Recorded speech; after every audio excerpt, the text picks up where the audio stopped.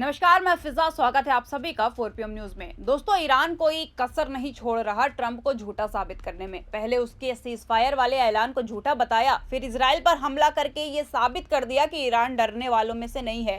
दरअसल आपको बता दें कि मिडिल ईस्ट में हालात अब पहले से कई ज्यादा गंभीर और खतरनाक हो गए हैं। हाल ही में अमेरिका के राष्ट्रपति डोनाल्ड ट्रंप ने ईरान को एक बहुत कड़ा अल्टीमेटम दिया। उन्होंने कहा कि अगर ईरान तुरंत युद्ध बंद नहीं करता और समझौता नहीं करता तो इसके गंभीर और भयंकर परिणाम होंगे। राष्ट्रपति ट्रंप का यह संदेश पूरे विश्व में सुर्खियों में रहा और इसे एक चेतावनी के रूप में देखा गया। लेकिन ट्रंप के इस अल्टीमेटम के कुछ ही समय बाद ईरान ने इजराइल की तरफ मिसाइलें दाग दी। यह हमला उस समय हुआ जब पूरी दुनिया की नजरें इस क्षेत्र पर लगी हुई थी। ईरान की कार्रवाई मिडिल ईस्ट के तनाव को और बढ़ा रही है। इजराइल की सेना ने बताया कि उन्होंने ईरान से दागी गई मिसाइलों को तुरंत पहचान लिया और उन्हें रोकने के लिए अपने एयर डिफेंस सिस्टम को सक्रिय कर दिया। सेना के अनुसार ये सिर्फ एक दो बार नहीं हुआ, बल्कि 3 घंटे के भीतर ये तीसरी बार था जब मिसाइलें दागी गई। इससे साफ पता चलता है कि ईरान हार मानने वालों में से नहीं है। दोस्तों, अगर ये तनाव और बढ़ा तो पूरे क्षेत्र में बड़े पैमाने पर संघर्ष होने का खतरा है। आम लोग डर और चिंता में हैं और हर कोई ये जानने की कोशिश कर रहा है कि आगे क्या होगा। इस संघर्ष से न सिर्फ मिडिल ईस्ट बल्कि पूरे विश्व की सुरक्षा पर असर पड़ सकता है। दोस्तों, आज सत्ता की आंखों में आंखें डालकर पत्रकारिता करना मुश्किल हो गया है। हमारे 4PM नेशनल यूट्यूब और फेसबुक चैनल को, जिसे आपका प्यार और विश्वास हमेशा से मिलता रहा है, उसे बंद करके सरकार ने ये साबित कर दिया है कि वो आपके सवालों से कितना डरती है। मुश्किल दौर है, लेकिन हम न रुके थे और न ही रुकेंगे। हम सच के लिए हमेशा लड़ते रहेंगे। ऐसे में 4PM यूपी को ज्यादा से ज्यादा ज्वाइन करें और स्वतंत्र पत्रकारिता को जिंदा रखने के लिए जितना हो सके उतना हमारा आर्थिक सहयोग करें। आपके सहयोग से ये जंग हम जीत कर रहेंगे।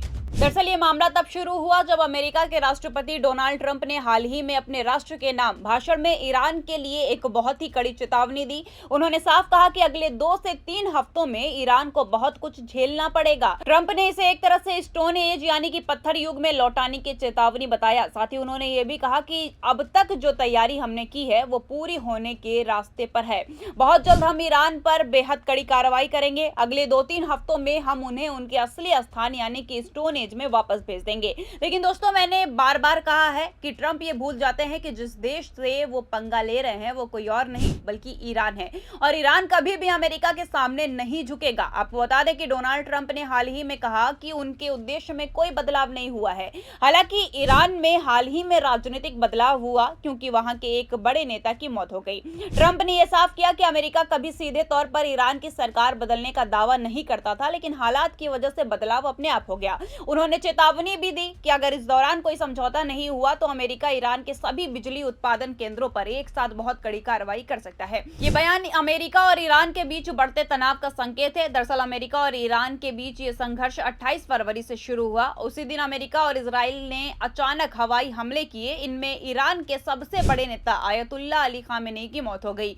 अमेरिका ने इस हमले का नाम रखा ऑपरेशन एपिक फ्यूरी और इजराइल ने इसे कहा कि ऑपरेशन रोअरिंग लायन। इस घटना के बाद मिडिल ईस्ट की स्थिति बहुत नाजुक हो गई। दरअसल दोस्तों, ट्रंप का कहना था कि वो ईरान में सत्ता परिवर्तन इसलिए करना चाहते हैं क्योंकि उनके हिसाब से ईरान की औरतें सेफ नहीं हैं और उनको उतनी आजादी नहीं मिलती जितनी कि एक औरत को मिलनी चाहिए। लेकिन दोस्तों, सोचने वाली बात यह है कि औरतों के बारे में सोच कौन रहा है जिसका खुद का इतिहास एप्स्टीन फाइलों से जुड़ा हो, जो छोटी छोटी बच्चियों का खून पीता था, जो मासूम बच्चियों को रेप का शिकार बनाकर उन्हें मार देता था, आज वो औरतों की आजादी की बात कर रहा है। आखिर कोई व्यक्ति इतने दोहरे चरित्र का कैसे हो सकता है? दोस्तों, अगर आप थोड़े दिन पहले की खबर पे ध्यान देंगे तो शायद आपको ये याद होगा कि इजराइल के ईरान पर हमले के बाद ईरान ने यह ऐलान किया था कि इजरायली हमले में स्कूल की बच्चियां मारी गई है और इजराइल ने ईरान में छोटी बच्चियों के स्कूल पर हमला किया था। तो सोचने वाली बात यह है कि जब लड़कियां आजाद ही नहीं है तो स्कूलों में पढ़ाई कैसे हो रही थी? क्या ये सब सिर्फ दुनिया को बहलाने के लिए कहा जा रहा था कि ईरान में लड़कियां आजाद नहीं है? इसका जवाब आप हमें खुद बताइए। इस पूरे मामले को लेकर आप क्या सोचते हैं? इस पर आपकी क्या राय है हमें कमेंट में जरूर बताइए। अगर वीडियो पसंद आई हो तो लाइक और शेयर करें और अगर आपने अभी तक हमारे चैनल को सब्सक्राइब नहीं किया हो तो कर लीजिए और जुड़े रहिए 4PM न्यूज नेटवर्क के साथ। धन्यवाद।